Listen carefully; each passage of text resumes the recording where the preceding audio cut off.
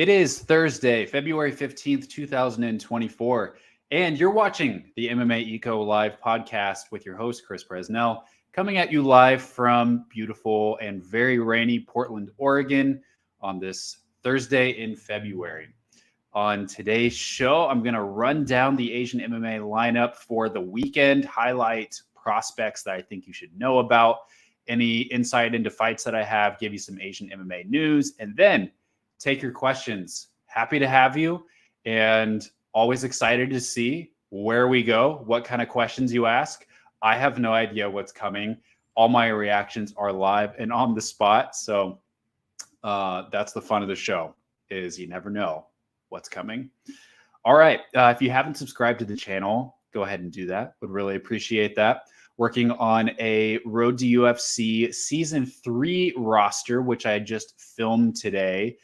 Really exciting. I basically scouted out and chose, gosh, what is it? I chose fighters for flyweight through lightweight. So that's like, what, 32? And then I did a strawweight division for women. That would be another 8 fighters, right? And then, yeah. So gosh, somewhere around like 40, 48 fighters. I did a couple non-tournament fights as well. So looking forward to that, hoping to have it out your way early next week. But let's go ahead and get into the Asian MMA schedule for this weekend. I can go ahead and share my screen with you and kind of run through the calendar here. So later tonight over in Japan, you've got Gladiators doing kind of a challenger series, which at first I wondered if that would be some sort of, amateurs, things like that. But it looks like there's maybe some grappling fights, a couple different types of martial arts. But there are 2 pretty good fights on this card, honestly. You see I've got Choi Dong-hoon highlighted. He is an undefeated Korean fighter. And I think that if he wins this fight, he'll probably get on Road to UFC. He's with Iridium Management, which usually signifies a close relationship with the UFC. Usually the first guys that get called up into UFC opportunities. So Choi, I think, is a good prospect. Masuto or Mas Kawana in the main event, fighting against Bang Jae-hyuk in a rematch. I believe their first fight went to a split decision. Bang is a fun fighter. Kawana, I know I actually included him in my Road to UFC video, or at least kind of included him as an alternate. I know he does want to go on Road to UFC if he wins this fight. I have heard that. So he's a fighter I'll be watching as well. Tomorrow from Kazakhstan, the Octagon 55 main event fell out earlier this week. Unfortunately, yeah, a guy had a medical issue. So now the main event is between 2 really popular guys. It's, or actually, I think they may have actually, okay. So yeah, they switched things around a little bit. They've got Marcel Nurlanbek-Ulu against Kamardin Hasanov in the main event. 2 really popular guys from Kyrgyzstan and Tajikistan, respectively. Otherwise, the other fighter that was supposed to be in the main event, Murtazali Magomedov, he got bumped down a few spots fighting Beksultan Tolai Ulu. I don't know if it's a number 1 contender fight or a top contender fight, but Magomedov, one to watch out of Kyrgyzstan. Otherwise, just a lot of fighters from the Central Asia region on there. With one Friday fights tomorrow, the 2 MMA fights, which have you noticed they've bumped up those MMA fights by 2 slots. Usually they would open the card, but now they're up a little bit. Got a set on Arbayev against Ilyas Aziu and Maxwell Dejantunana versus Adnan Larry. Arbayev, I think, is from Kyrgyzstan, perhaps, or I'm not totally sure on that. Don't quote me on that. Don't really know much about those fighters, so I'll move on. One Fight Night 19 going down tomorrow from Bangkok, Thailand. A lot of Muay Thai fights on this card, almost kind of like a glorified One Friday Fights card. A couple MMA fights on here. It seems like the strawweight division is the division in One Championships MMA side that seems to be moving the most quickly. Got Monster Malachiev fighting Yusuke Saruta. Malachiev ranked number 5. Got Lito Adewang versus Daniel Williams. That should be interesting. I think Daniel Williams will probably take that. And you've got Hiroyuki Tetsuka fighting Valmir Da Silva in a welterweight fight. No welterweight rankings at the moment, so you got to think any guy that just gets 2-3 wins in a row is right there in line for a title shot.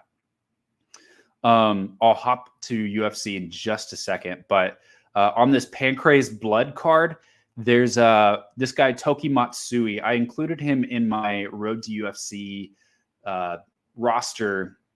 Kind of just, he's with Iridium Management. He's 6-1. He is coming off a loss, but if he wins this fight, he'll be 7-1. He's a young guy. I think that he'll probably be in the running to be on Road to UFC. So watch for that fight. You've also got Kohei Wakabayashi on here. I think he's a pretty good prospect as well. All right, now let's go over to UFC 98. So on this card, obviously a pretty tremendous card. In terms of pay-per-views go that aren't like massive cornerstone pay-per-views, this is a pretty good card. I do really like the Asian fights on here with Rinya Nakamura and Zhang Mingyang. I did a full, not an extensive, exhaustive breakdown over the Zhang Mingyang Brinson Hibero fight, but I did kind of touch on that in the video that I released this week. So just put that out there on this last Tuesday. So if you haven't checked that out, I had a lot of fun making that video. I think Zhang Mingyang should win this fight, although it's hard to tell because there's a lot that we still don't know about him. Sometimes his striking defense can be a little bit porous. So I'm a little hesitant to go all in on Zhang Mingyang here, but he's the faster fighter. I think he hits a little bit harder, and I think he should get the job done here. Rinya Nakamura, I think this should be a somewhat one-sided fight here. Carlos Vera isn't a bad grappler, so there's that. But Rinya Nakamura seems to be the complete package, at least like so far, even with striking, which he has okay striking. It's still coming along, but he's got good knockout power, if that. So he's fighting Carlos Vera, which is a late replacement. Vera is 36 years old, making his UFC debut. Kind of been coming up for a long time. So it's a good fight for Nakamura in terms of him being able to fight someone who's older, a veteran of the game. And that's always good for a young prospect like him to fight. But I think this should be a pretty one-sided fight. Nakamura is an incredible wrestler, off the charts athlete. Really looking forward to Nakamura versus Vera. Although, yeah, like I said, Nakamura should get the job done. Okay, so that's UFC. Honestly, that's I kind of flew through all that. That's the Asian MMA schedule for this weekend. A few more. You also got Fighting Nexus in there. See, did I miss anything? I guess that's it. I'll bring it back a little bit. Some Asian MMA news that happened this last week. Nothing really big. It's been a slow news week, and I think that in a lot of ways we're all kind of holding our breath for UFC 300 announcements. Seems like we've kind of gone through a big wave of fight announcements. The whole schedule is pretty much worked out up until UFC 300, or at least until April 6th. Still waiting on those UFC 300 announcements. Eventually, we'll get the main events for like the April 27th card. Probably hear about the Rio de Janeiro pay-per-view. A lot more fights being announced for that. But some news for Asian MMA. I mentioned earlier this week, WLF has been announcing a lot of fights and fighters for upcoming shows, although a lot of vague details, I'll say that. No dates for anything, but they've announced their show in Indonesia with One Pride MMA. That's going to be on the island of Bali. They're going to have Hailai Wushamo, Doug Ashue, and Ichi Yabu on that card. No opponents, no date. Also, they announced Feng Tianhao is going to be fighting Joe Kun for the flyweight title. No date or location for that.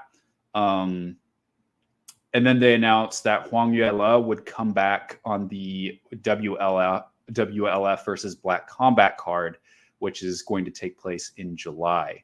Probably, I'm guessing, in South Korea. And then the other fight, which I haven't mentioned, is that they announced, again, no date, no location, Ili Jati versus Liu Tse. And I think that is a really sneaky good fight. I think hardcore Chinese fans know how interesting that fight. But Ili Jati is a Chinese heavyweight who is 3-0, and really, like, you look at the guy and you immediately feel like he has all the like early signs of a star. Early signs, not like still a long ways to go, but he's a Chinese heavyweight, real good looking guy, model, really good looking finishes so far. He's going to be fighting a very talented kickboxer in Liotza. Liotza fights, has fought off and on MMA and kickboxing, but I think that's an incredible fight. Definitely the best two Chinese fighters, middleweight to heavyweight. I would say both of these guys, which is not saying much. There's not a lot of great, light heavyweights right now outside the UFC. Just really referring to Zhang Mingyang in there, but that should be interesting. Otherwise, some more Asian MMA news. You might have seen that One Championship has signed a deal with U-Next in Japan. And this is really an odd announcement, very out of left field, because they had a thing going with Abema. And I don't know if just the Abema deal expired or if it was terminated. I'm not really sure what happened there. I mean, it does seem like there was some pretty large voids of communication between One and Abema going up to their show last month. I feel like, and the producer for Abema even like aired some of that dirty laundry out for all of us to see, that they were having trouble getting in touch with One Championship. It just kind of seemed like there was some friction in that relationship. So I'm not sure if it expired, they didn't renew it, or if they terminated it because there was some kind of breach in the contract. I doubt we're really going to get to know a whole lot of that, because that's not typically the kind of information that especially promoters aren't going to put out there. But I do hope someone presses Chatri on that, why the deal ended. But some folks pointed out that Takeru has an exclusive deal with Abema, and I'm not really sure how that's going to work with U-Next, because you got to deal with two different sides. Who wins? I'm not really sure.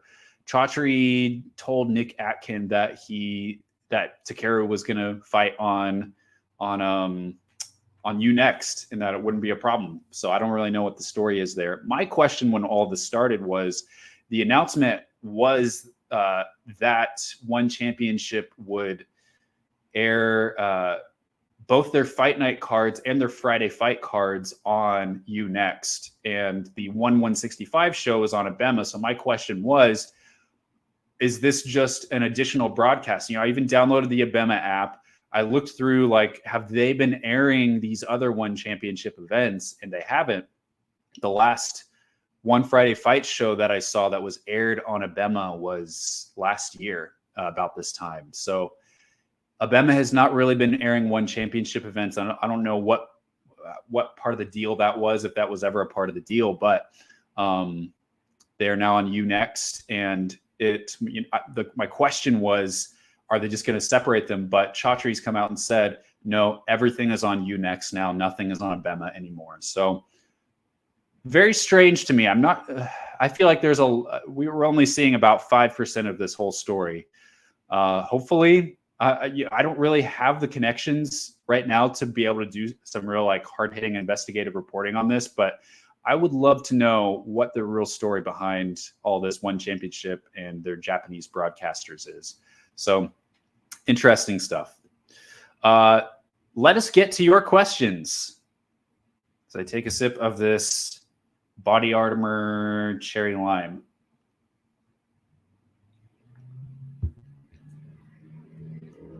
All right.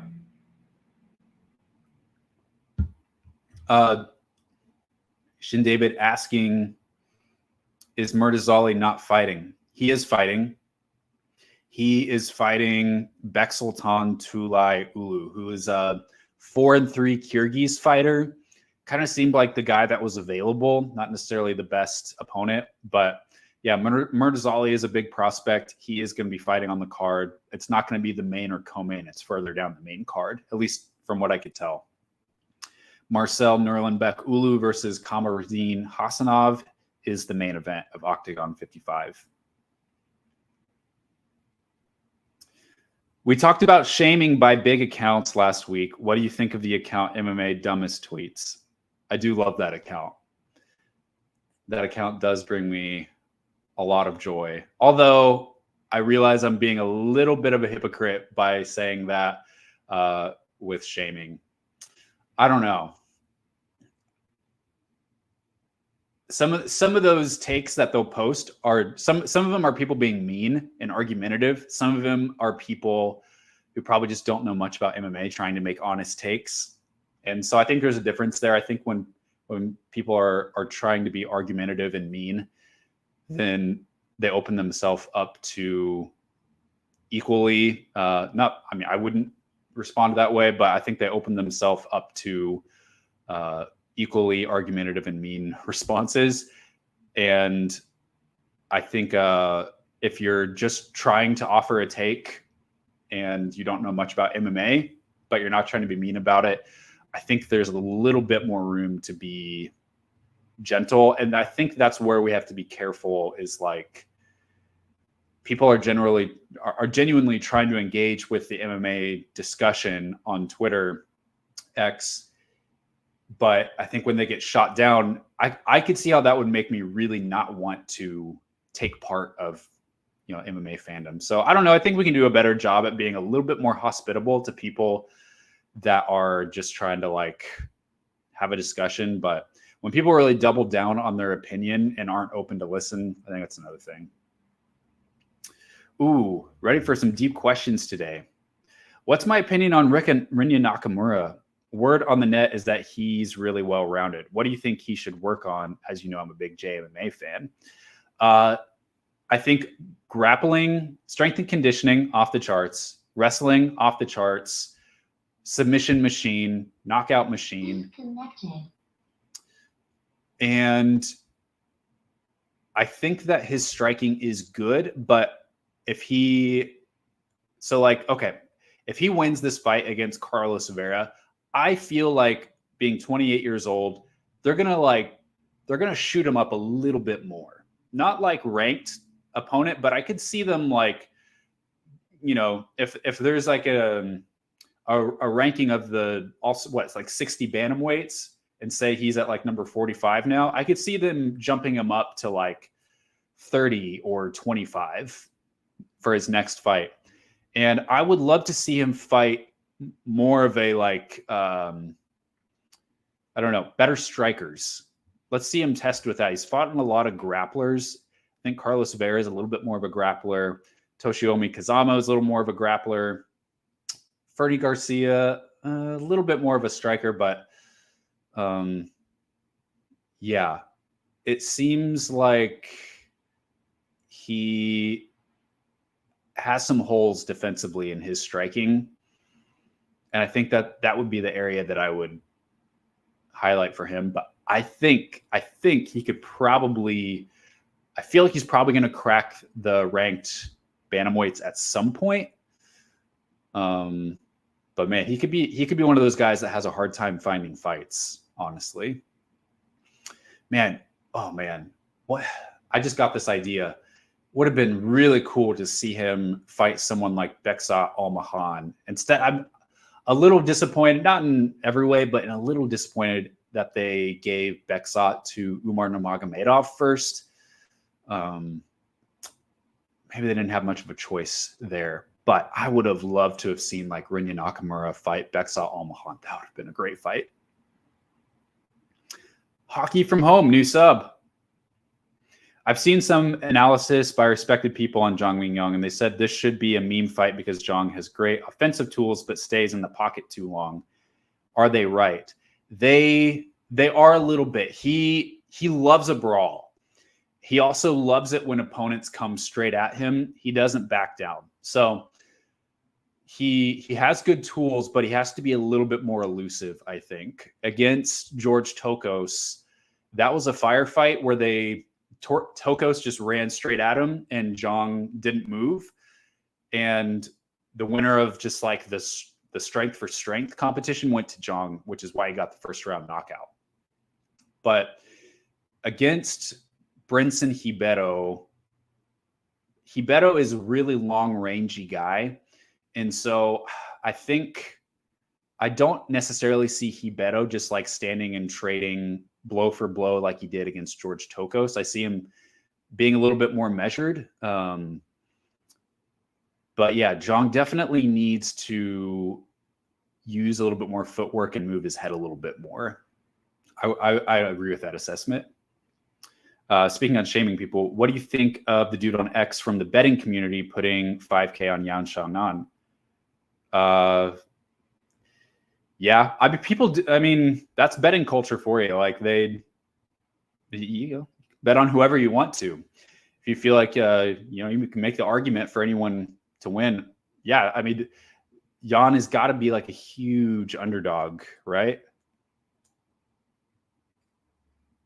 Let's see, I don't always know where to find odds. Let me see what the odds are for UFC 300.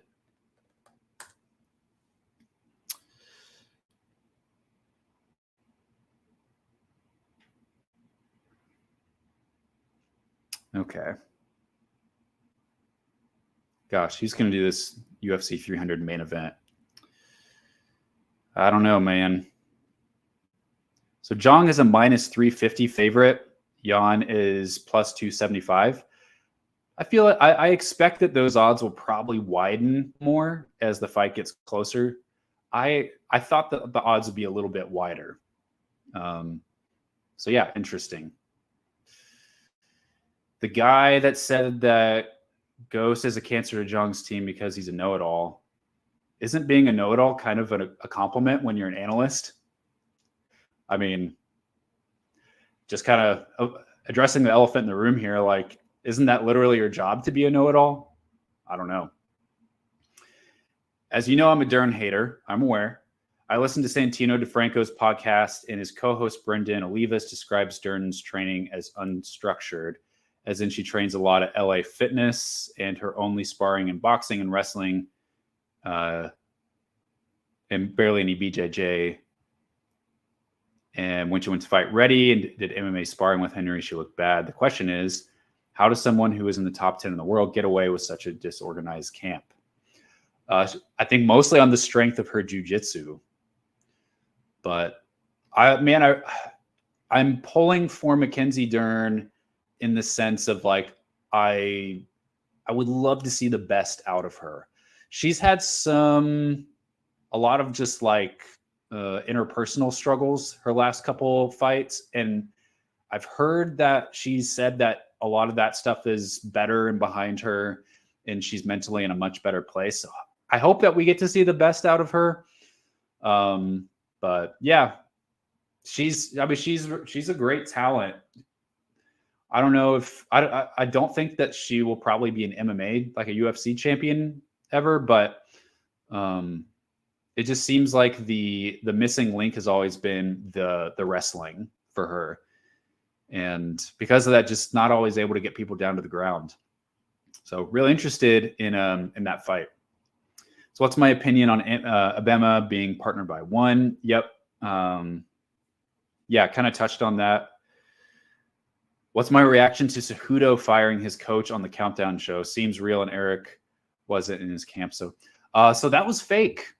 Those guys came out and said that it was fake, which is it's so weird to me. I don't really understand what the point of that was. I don't understand why you would do that on an aired recorded show, which was recorded weeks ago.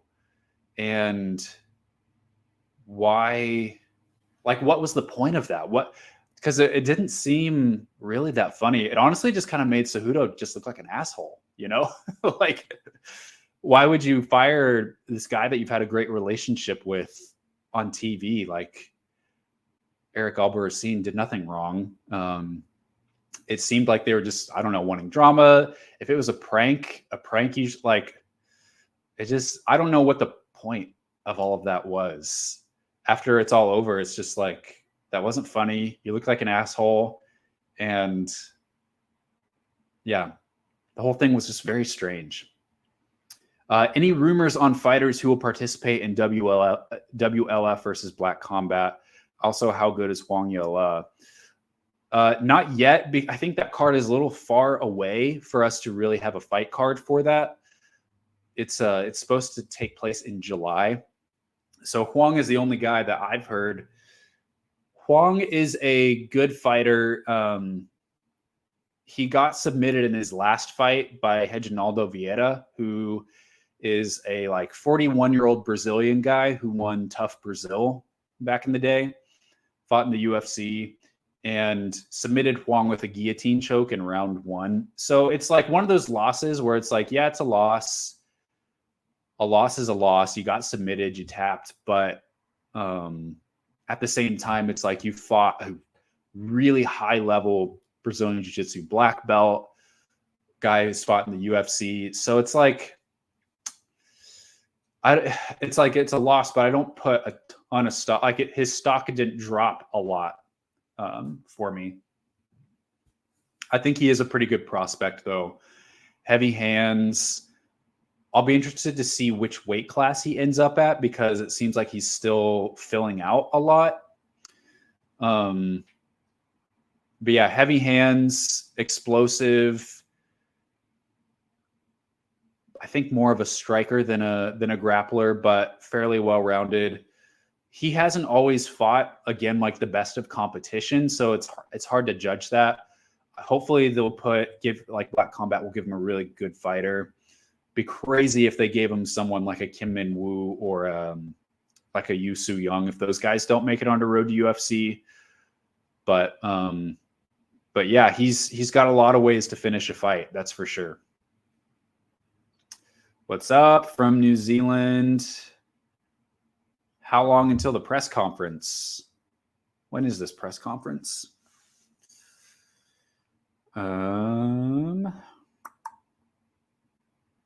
Schedule 30 minutes from now is when it's scheduled. How does one like myself make honest takes and good opinions? It's hard to engage with really good analysts. I would say, give nuance, give disclaimers, be humble with your opinions. Don't try to start fights. I think if you're able to give honest takes, but provide kind of the other side of it, like if you're talking about a fight this weekend, talking about Zhang Mingyang, you're saying like, coming out saying, hey, I think that Zhang's going to get a first round knockout. I could be wrong. Like, Ribero's able to put people away as well. Kind of like giving a little bit of nuance to things. I think that people generally respect that. And if you treat people with respect as well, not always. I mean, I'd like to believe I treat people with respect, and there's people that trash my opinions too. In a way, like, you can't avoid it on the internet. If you're hanging out on Twitter and YouTube and Reddit, like, people are going to trash your opinion at some point, even if you're the nicest person, even if you're like just trying to have friendly chatter. And I would say, like, if you don't want the internet may not be the best place to have these conversations. I guarantee you, most of these people, if you're sitting down in a coffee shop, they're not gonna tear you down. So, yeah, just do the best you can and try to have fun with it. Mark, glad to have you. Seems like they're trying to make fun of the sport more than anything. Yeah, it's a problem. Did you know in the CMMA community that Amanda Lemos is well respected because she didn't give up against Wei Li? Dern says she's going to Khabib Lemos. How high are the chances that Dern read Ghost scouting report of the details of Lemos' tendencies and how well Wei Li exploited it? Report is legendary among the MMA technique nerds. I am skeptical in Mackenzie Dern's ability to... It's a tough fight to break down, at least for me. Every time I think I have a pulse on this fight, then I like shift the opposite way. because Dern's performances have been so inconsistent. It also makes it hard to really get an idea of things. I have a sense that like Lemos is probably going to get taken down a time or two, but not submitted, and then going to be able to find the TKO finish or knockout sequence at some point, maybe like round 2 or 3. But all Mackenzie Dern needs is a couple seconds with you on the ground to lock up a submission. It's if I doubt Dern is doing that kind of. I don't know. I have no idea. I mean, here we go talking about arrogant tanks. I have no idea what kind of scouting Mackenzie Dern is doing, but Zhang Weili is a totally different fighter with different abilities and a different athletic capacity than Mackenzie Dern. Just because Zhang was able to execute a strategy to take Lemos down doesn't mean that Dern will, because I think Zhang is a much better wrestler than Dern is. Mackenzie Dern just hasn't always shown the ability to get people reliably to the mat every time that she wants to. So that's what gives me the most concern for her, and why I feel like I have to side towards Lemos. If Lemos wasn't like a really powerful striker, then I would have a lot more trouble picking this. But I think Lemos has a lot of power to take Mackenzie Dern out. And so, yeah, I'll probably pick her. Since I talked about Thailand as a rising market for the UFC, would you love to see that next year? I think UFC Jakarta is this year is bound to happen. Yeah. I don't see a reason it's not happening. Road to UFC and everything. Road to UFC. I'd love to see Bilal Hassan in a showcase bout. I have some prospects in mind that deserves to be in Road to UFC, but I need to see Bilal in that Octagon. Would be a great place for him to build his name even more. Yeah, Bilal Hassan was great last Friday at CFFC. Was able to knock out his opponent with a sidekick to the head. Really cool fighter. I think I'd love to just, get some more reps in, see him fight in CFFC or LFA a little bit more. For Thailand, I think, there's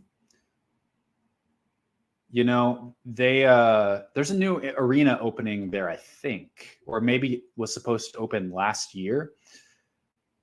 I think there's a little bit more legwork that the UFC could do in building up a fan base and a presence in Thailand.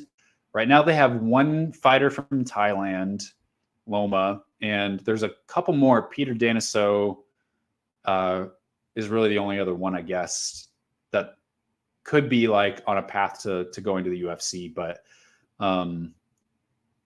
with Indonesia, it seems like there's a massive, really passionate fan base.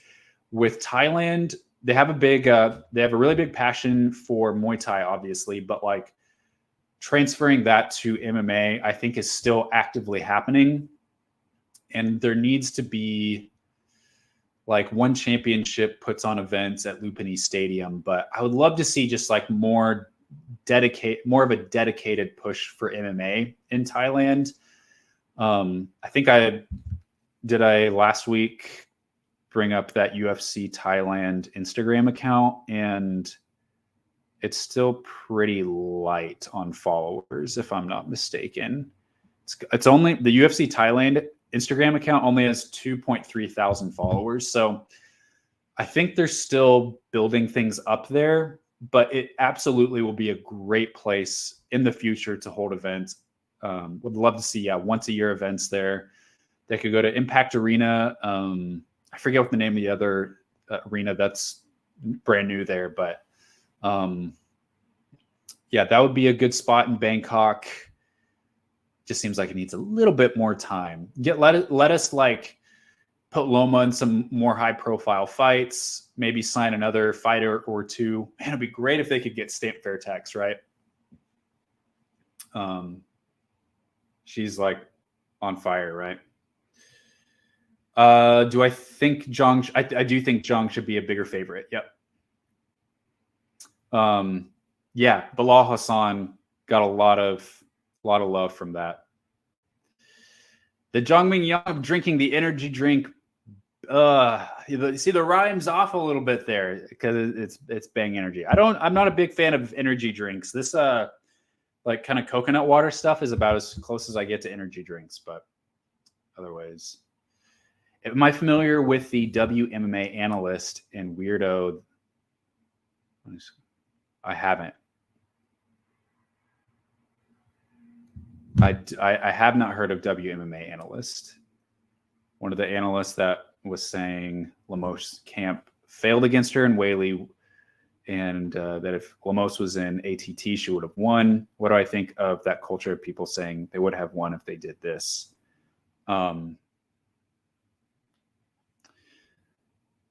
What do I think of that? I don't know. You know, any fighter could win if they just did X, but you're only as good of a fighter as the performance that you turn in.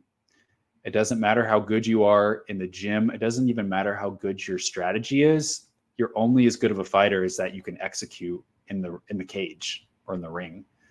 So, I mean, yeah, if Colby would have, you know, touched up, not Kamaru, but Leon Edwards better. You know, if he would have thrown this certain punch, or if he would have done this or that, yeah, he would have won. If he would have, but you're only as good as you are in the cage on the night of the fight. Dana said he'll be announcing UFC 300 main event after UFC 298. Kyoji versus Pantoja, maybe? I don't think so. He could announce it for UFC 301. I'm still pretty dead set that not only is Alexandre Pantoja going to defend his flyweight title at UFC 301, but it feels like a strong possibility that Kyoji Horiguchi could be the guy to step in to fight him. I don't think that there's going to be any other flyweight contender immediately available. Should Amir Albazi been able to fight Brandon Moreno later this month and him get the win against Moreno, I think he would have been the obvious choice to fight Pantoja next. But since we're getting a rematch between Royval and Brandon Moreno, two guys that have just fought against Pantoja, I don't think it happens with those two. I think Horiguchi is the perfect guy to slide in there. I bet you they'll announce the UFC 300 main event during the broadcast, and then maybe they'll talk about it, kind of unpack it more at the press conference. But why would you, if you know the fight, why would you announce it at a press conference, which is way later at night and seen by far less people, and you're able to give it far less hype? If you know the fight, then just announce it on the broadcast where everyone's already watching. I bet they'll do it then. Who's a guy to watch out for in Chinese MMA? Also, is Ali Mulatabek a Chinese Kazakh or Chinese Kyrgyz? He's Chinese Kazakh, and yes, he's a guy to watch for. I would say he's probably outside of, let's see. I don't know if I'd say he's my number one, but he's definitely my top three Chinese prospects. Ali Mulatabek, Feng Tianhao, flyweight fighter that is going to be fighting for the WLF belt next. And then, gosh, Jinyu Shirie looked tremendous in Road to UFC. Xiaobin, I think that's probably another guy you'll see in Road to UFC this year is Xiaobin. He was able to win a fight after the last time he competed in Road to UFC over in One Pride MMA. So I think he's a good guy. He's a really rangy guy, got a lot of experience with one championship, and he's still just like 25 years old. So I think we've still got a lot to see from him as well. Last year, I did a fantastic video on Weili's training style. Thanks. Would you ever examine someone like Ian Gary who does the same thing? Not Asian MMA, but same concept. I probably would stick to Asian MMA, but Ian Gary is a fascinating individual about every kind of dimension you want to look at it. Training, personality, fighting style, comparisons to Conor McGregor, relationship to Ireland, all those things. A really interesting guy. So the door is wide open for someone else to do that. I read that scouting report today, and it was really detailed and structured. Is that resource only as good as the fighter reading it? Does it take a special talent to execute that plan, or someone with a high toolkit, such as Phil McKenzie on Heavy Hands mentioned? The thing with the scouting report is that you have to have the ability to be able to execute it. And does that scouting report, does that work with your physicality? Does that work with your where your strength and conditioning is at?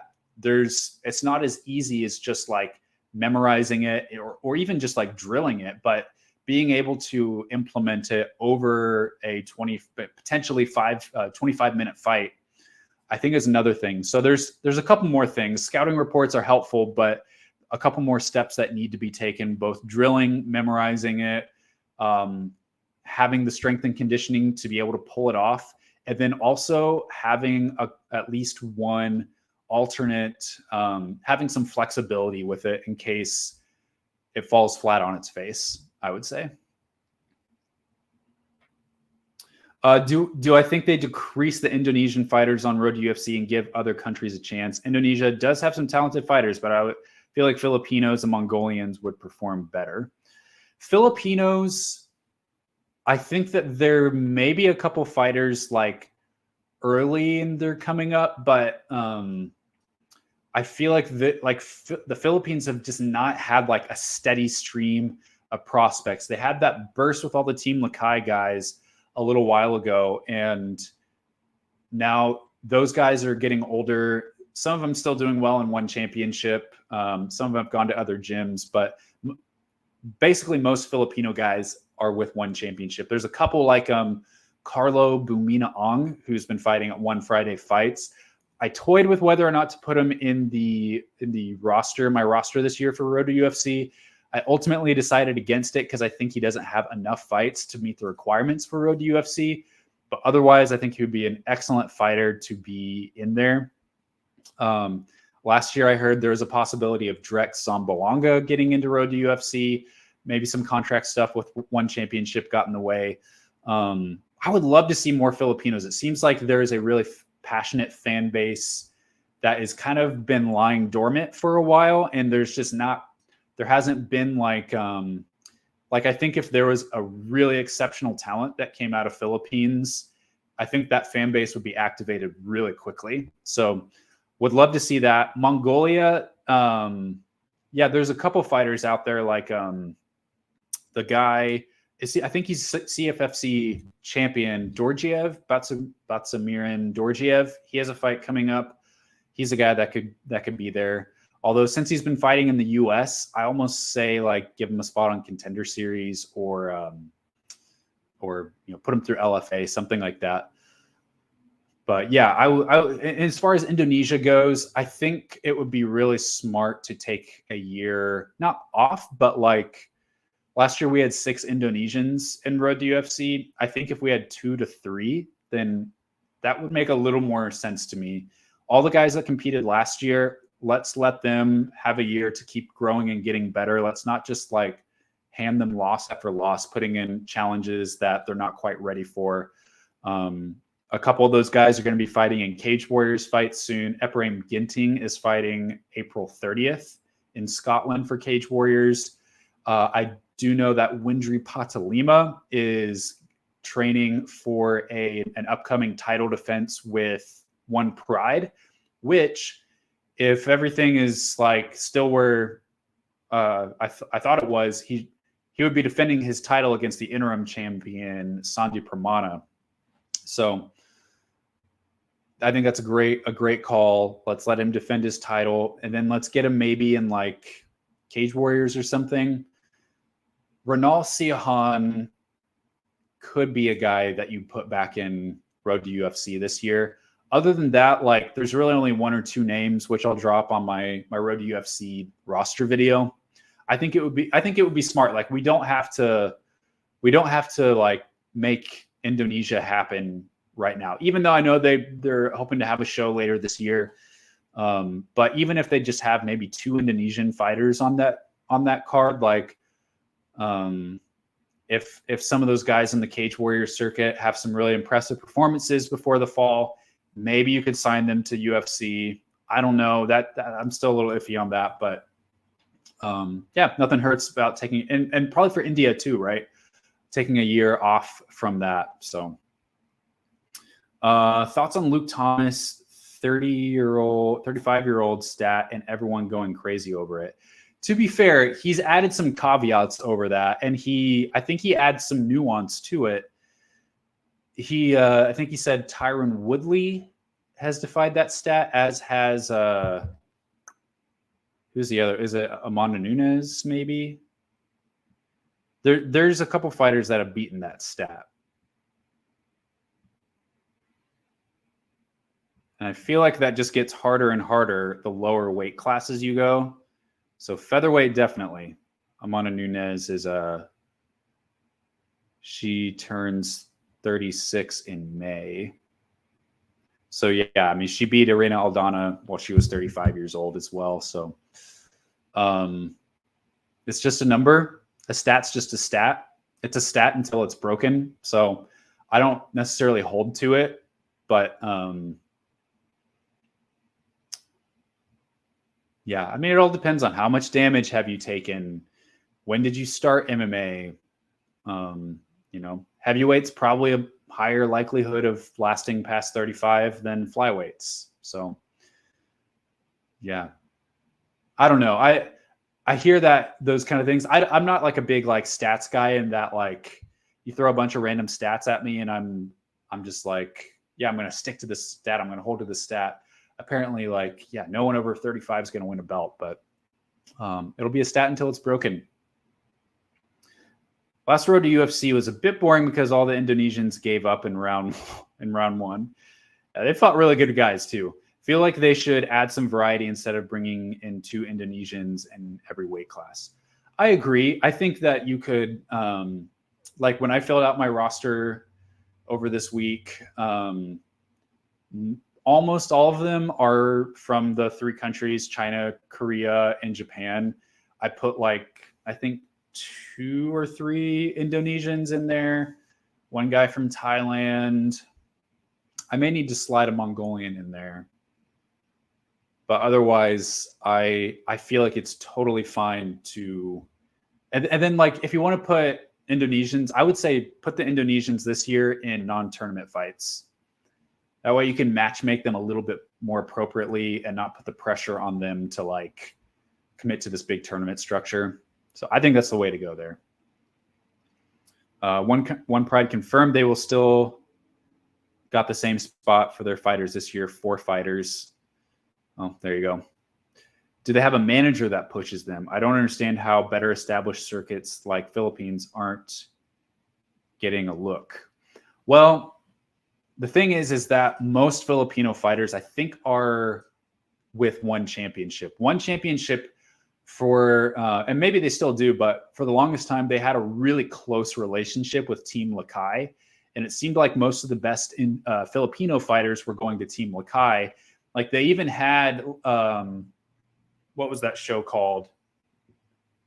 It was like a reality show, not like Road to One, but some kind of reality show where they went to Team Lakay. They had a bunch of Filipino fighters on there, but it was like Team Lakay was basically hosting this reality show that One Championship put on. So they've kind of had a corner on the Filipino fighters, and it seems like there's room for maybe some. I don't really know the full story of why all those Filipino fighters left Team Lakay. If they felt like their training wasn't adequate, if there's a falling out with the coaches, what the real story was there. But yeah, you're asking if they have a manager that pushes. A lot of fighters in Asia don't have managers. They kind of rely on their coach for that. Which could be another reason why a lot of those fighters are going to One Championship. If they're training at Team Lakay, then most likely Team Lakay is going to be like, hey, we can set you up with a really sweet deal over at One Championship. A manager would not necessarily have that same feeling of obligation or connection, I'm guessing, that Team Lakay had. But yeah, a lot of fighters don't have managers. They just rely on their coaches to kind of do a lot of the fight finding for them, which could be a strength that works for some people, but not for everybody. But yeah. One of the common themes in the show is the talk about well-developed strategies. How hard is it to create a well-crafted strategy? Does it take a special team of coaches? Can an average fighter with a special team of coaches with well-crafted game plans do well in fighting? Yeah, I think so. And there's also different, there are fighters that are so good at like funneling you into their specific brand of offense that it's also not so much about a totally different strategy for each fight, but it's about like, how can I basically funnel you into my world? Think about like Sean Strickland. Sean Strickland basically does the exact same thing in every single fight.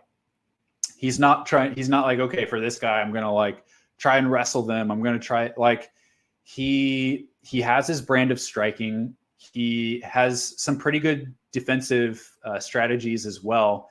And he's able to just like shut down the offense of his opponents and turn it into his kind of fight. So for him, like, I think having things to look for and like, hey, this guy's probably going to spam you with a lot of leg kicks. So like, you know, be wary of that. Let's make sure that we're ready for that asset. But overall, you're still kind of putting them in that funnel. I don't know that every fighter necessarily is trying to do something totally different in every single fight. Like you see, like you all often bring up with like Whaley fighting Lemos versus fighting Joanna, fighting Carla, things like that. So yeah, saying Road UFC works with the leading MMA promotion in that country. Philippines doesn't quite have that, not to mention the UFC partnership with Mola, the broadcaster here. They have a set target and market for the U. That's also a really good point. So with Philippines, they have the promotions I'm thinking of are URCC. Not sure what that stands for. And is it UGB, Underground Battle, or is that Malaysia? There's another one in Philippines, but URCC just has not been a very consistent promotion. The last couple of years, they'll do a lot of, bare knuckle and boxing, like different types of stuff. They may just have a few MMA. There's just like, there's not, and part of that may be a response to the fighters that are available to fight. But URCC just hasn't put on tons of shows, and there's not a lot of opportunities for Filipino fighters to fight. So that's why you see a lot of Filipino fighters fighting in these random shows throughout the world, fighting opponents that I feel like they're overmatched for. You see a lot in like UAE Warriors. You'll see a lot of those. And I feel like usually they're kind of overmatched in those shows. So there's a lot of ways I think Filipino MMA is not totally healthy. I think having a more consistent promotion in the country that is really focused on bringing Filipino fighters consistently from the bottom and pulling them up, I think is what they really need right now, but they just don't have that. What is my opinion on Aaron Bronstetter? I think he does an incredible job in MMA journalism because of his thoughtful questions and well-spoken nature. Yeah, I really like him a lot too. I feel like he is not afraid of asking some tough questions, but he doesn't, to me, come off as like an argumentative. Like he will ask Dana White provoking questions or thought-provoking questions, but not in the kind of way that, like, I guess, sound really like disrespectful.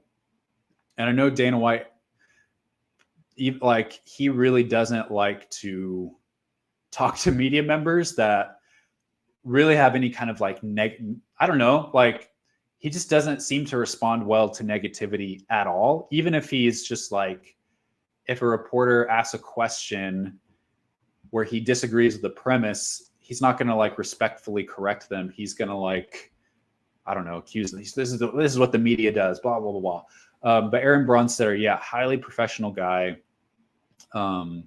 Really like the face and the voice of MMA in Canada. I mean, you also got to mention James Lynch as well. But yeah, he's done commentary for Unified MMA, and just very articulate guy. I think any company would be really lucky to have him. And then saying the MMA media sources are going in a bad direction. So people like you and Aaron are doing a good job at setting a standard. Well, flattered to be mentioned in the same sentence as Aaron. He has a far deeper degree of professionalism and experience than I do. Yeah, he's a classy guy. There's classy people out there. I mean, Nolan King is a really classy guy. Marcel Dorff, James Lynch. There are really classy people who are really good at their job. Aaron is a good guy, though. I guess they're trying to break into the Indonesian market. Makes sense, but they don't necessarily only take fighters from one promotion in other countries. Yeah, that's true. Some countries can't necessarily support multiple promotions. Like China has JCK and WLF kind of, those are the two funnels really everyone is headed towards. Japan has a lot of solid promotions. Korea has a couple solid promotions. Indonesia really just one, although there's a couple like gym-focused promotions in Indonesia. Chonggu Fight Night, Soma Fight Series, although their last show was a lot more like Muay Thai heavy. But yeah, I think Indonesia is probably their focus right now. Behind that, I would say Thailand and India. Those will be markets I think need a little bit more groundwork. But Indonesia seems like the demand is just right there. And a lot of the resources, minus like UFC level fighters, but I think that they could still put on a show in Indonesia. Even if Jekka was the only fighter, they could still put on, I mean, UFC Singapore cards, how many Singaporeans do they put on? Like none, pretty much. So I think they could still do a fight night there with no Indonesians. UFC Indonesia account, from what I've heard, is also a result from the MOLA and UFC partnership. It's more than just broadcasting rights holders. They're planning something within the country. Similar also with China and Migu. They work together a lot. There's a rumor this year Road to UFC will have more contestants, which I'd love to see that actually happen. I haven't heard that rumor. I don't know about that, honestly. Like, I mean, we've already got 8 fighters per weight class, and I don't know, besides flyweight, I don't know if it can really sustain a lot more. Maybe that's a way to be able to incorporate more, like keep the same number of Indonesians and allow them just to get a win under their belt. But I don't like that, because that means the tournament season is going to be a lot longer. That means if you're going to do more contestants, that means that you're going to potentially have 4 rounds for a tournament. 3 seems like the max, at least in my opinion. They're already like almost bumping up against each other season to season. So yeah, I don't know how I feel about that.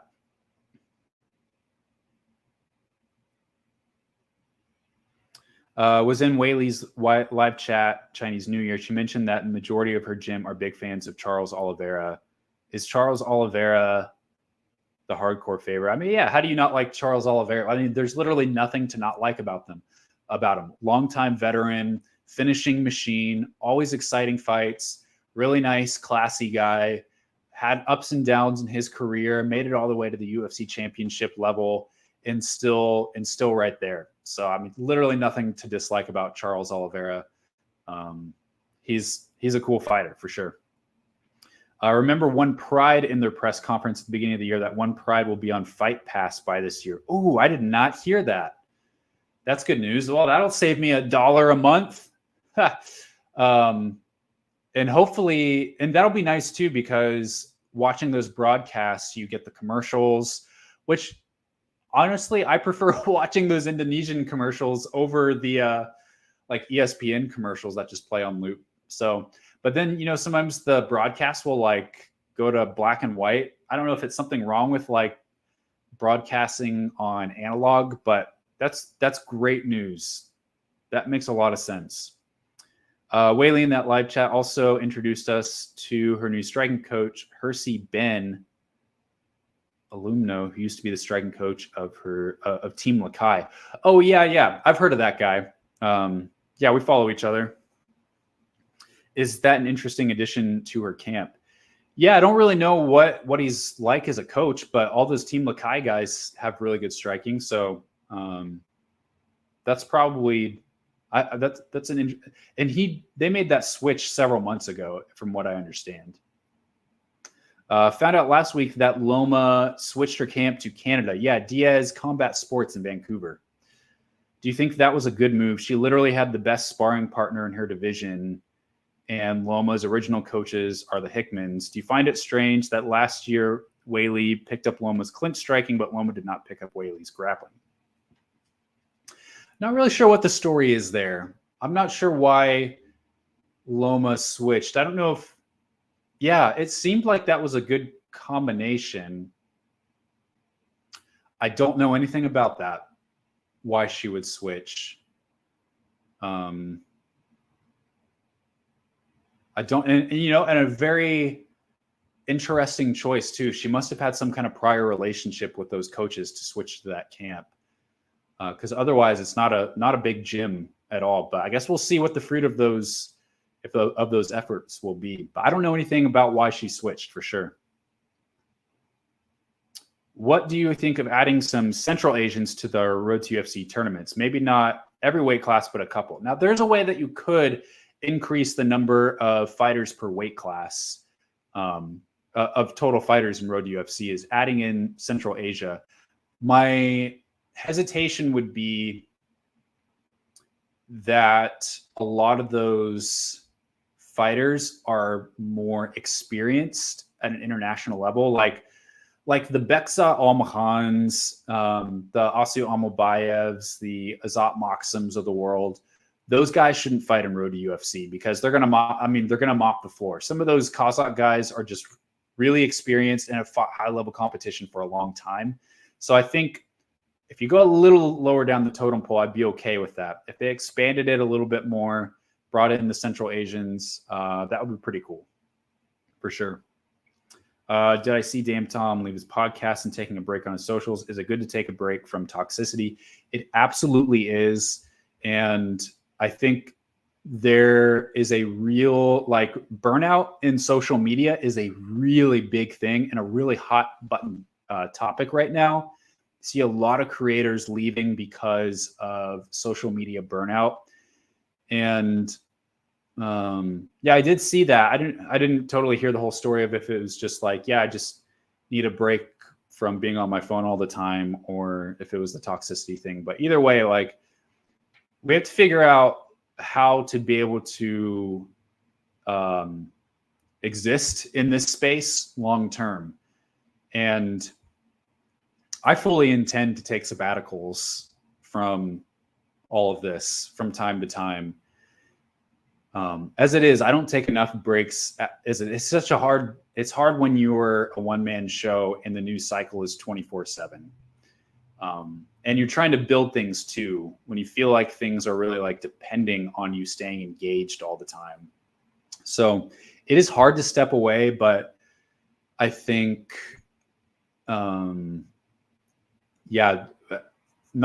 there's very few of us that have a healthy relationship with social media and with the internet. And there's boundaries that I think we all need to have. One is being able to step away for periods of time.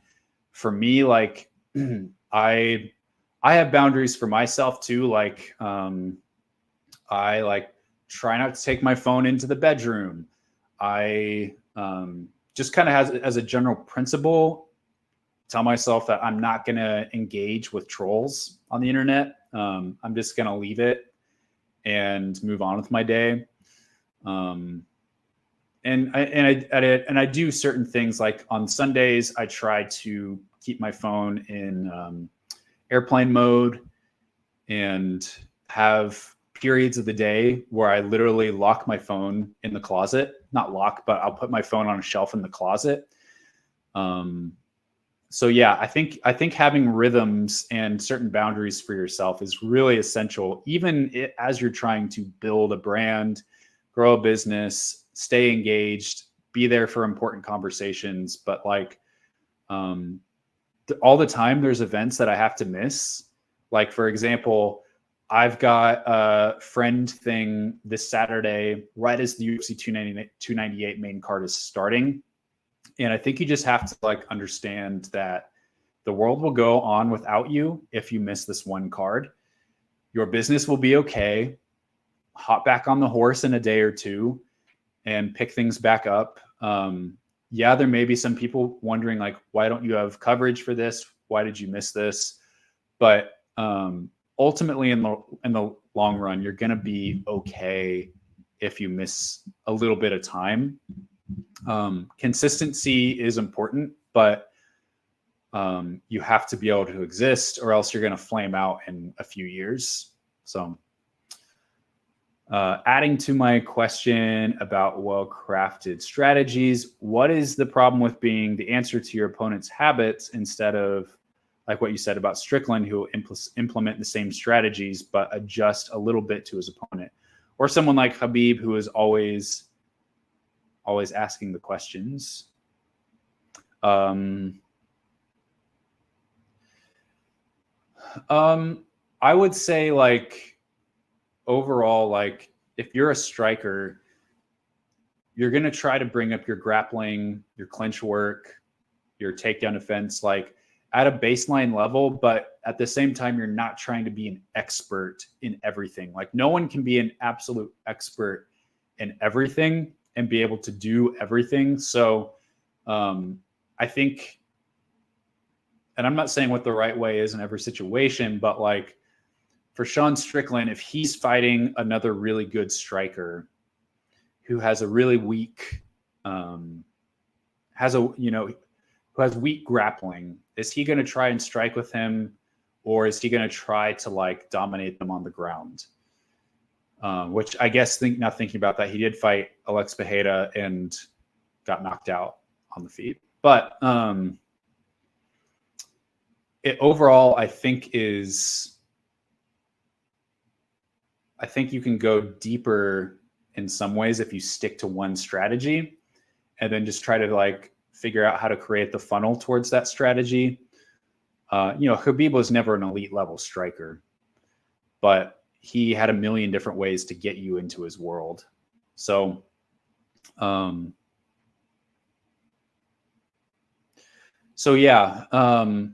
it's almost like it's almost a little bit easier just to figure out what are the minor adjustments I need to do, rather than like I need to like become an expert in getting someone to the ground and pounding them out.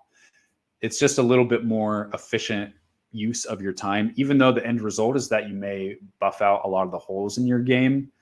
But if your funnel is airtight, then you may not have to focus on being an expert in every single thing. What are the problems with TikTok? Oh boy. I just made an account to look at MMA stuff, and there's a lot of creative people there. Why does the US government hate it? I don't know. There's levels of panic that are really endemic in a lot of political discussions. And, as a result of political polarization and in order to win over voter bases, people stoke panic towards certain things. And there's a lot of folks, and I'm trying to like remain distant from this and not put myself in this, but just like an observation, there's a lot of competition that many people in the US, not everybody, but that many people in the US tending more towards the conservative end of things, where they feel like they're in competition with China, not just as like an economic superpower, but in a political ideology way. I mean, you don't need me to explain this to you, but it's the democracy versus communism ideal. And so there are a lot of people in the US government, again, typically towards the conservative side, that just have a deep distrust of China and a dislike of China. I'm not saying towards every Chinese person, but on a political level. And their stereotype of the Chinese government is that they're always watching you, monitoring every single little thing you do, and communism controls every single portion of your life. There's no freedom. And it stirs up kind of a sense of panic, I think, in a lot of politics. And because of that, they look at things like TikTok, and they, I think, just make some assumptions that because there's this app made by a Chinese company on American people's phone, that it's a gateway for the Chinese government to basically spy on Americans and get all of our personal data. So that's what the panic is. And I don't know what all the, I've yet to see any conclusive evidence that there is a link between the Chinese Communist Party and TikTok and them like harvesting. There's been no, like, I have not seen any conclusive evidence of that. So a lot of it is just kind of like culture war kind of stuff. I think it's empty rhetoric. But I'm not saying that there isn't evidence of that. I just haven't seen it yet. For a little bit, it looked like TikTok could be in real trouble in the US, or maybe like sell to Microsoft or something. Ultimately, I don't think that'll happen. A lot of those rules are really unenforceable of like, you know, they go like state by state. So like Montana banned TikTok for anyone under 16 or something. I don't know what it was, but like trying to ban apps for people in certain states. Some of it just seems like, I don't know how this is actually going to be enforced and play itself out.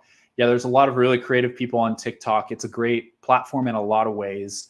Personally, I have not invested into TikTok a whole lot just because of a lack of monetization for creators to make a lot of money.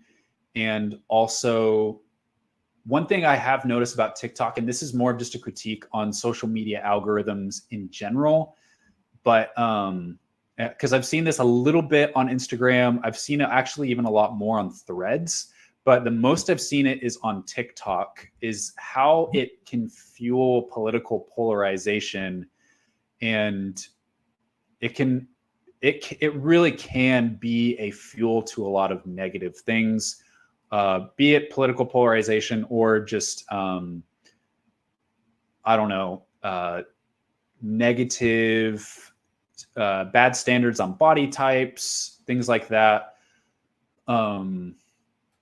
I noticed it when like I opened TikTok and I just like barely looked at like a slightly political TikTok video, and not necessarily because I agreed with it, but just because I was interested in it. And then the algorithm, I noticed over time, would be like, hey, you liked, watched that one political video. Here's another one.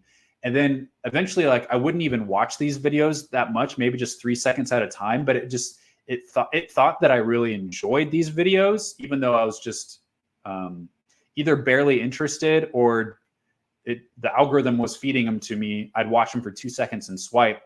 But I noticed that over time, like, the political videos that were sent my way were so intense and so far on one side of the political spectrum. And I was just like, this is exactly how people get like locked into political echo chambers, get radicalized towards one end or the other, is these algorithms just keep feeding you more and more intense messaging. And it's the same thing of like, if you're like, if the algorithm gives you like a video of someone extreme weight loss, all of a sudden, eventually your algorithm is just tons of people losing extreme amounts of weight, touting different dieting methods. And I just worry that like algorithms just basically push you down a hill towards something. And that's what really worries me. And I've seen that most aggressively on TikTok. So that's what my concern of it is. And I'm even more concerned of how like it skews towards a younger audience. That's a little concerning to me. I'm not the one to be able to say what should be done legally, but there's some things to work through for sure. About Weili's new striking coach, she mentioned she brought him in the middle of the Lemos camp and is now the head striking coach at Black Tiger since both her Thai coaches retired. Oh, I thought that John Yodpech, I thought he went to Pineapple MMA in Singapore. Interesting. What do you think of MMA On Point trying to do analytical videos? They're really bad at it, and the channel has become a hot take list. I haven't watched any of those analytical videos, so I can't really judge how good they are. They're really good, I would say, at like listicle kind of stuff. I really enjoy those type of things. There's been a couple things they put out that are really good. Other things I just kind of take it or leave it. It seems like they have a very broad spectrum, a big palette of different kinds of videos. So I tend to just consume the things that I like and leave the rest of the things on the table. So I enjoy the listicle kind of stuff is what's most fun for me. Just a few more before I have to head out. Other than Weili, the other fight that comes in as the answer is Leon Edwards, because you can tell his interviews that he wants to take away his opponent's best tools. Yeah, that's true. That's true. It seems like he does a lot of adjusting as well. Do I think MMA On Point has sold out to the trend of create engagement with rage bait? Not totally. I think that they just offer a wider palette of options. Like I said, I think they used to just be mostly like lists, but now they offer broader things. So I'm really okay with that. I wouldn't say that they've sold out just yet, but there's a little bit of something for everybody. If you're into more of the like you said, engagement bait, then that's there for you. But it seems like they maybe have like a podcast now and they take clips from that, make them into videos. But yeah, I mean, they're still doing what I've always liked from them. And then they've also done a couple like kind of heavy hitting journalistic stuff too. So I think there's a little bit of everything out there. And this will be my last one for today. Do you find Dana's If You Don't Know, Now You Know series really cringe? Like, are we really watching the card? We're already watching the card.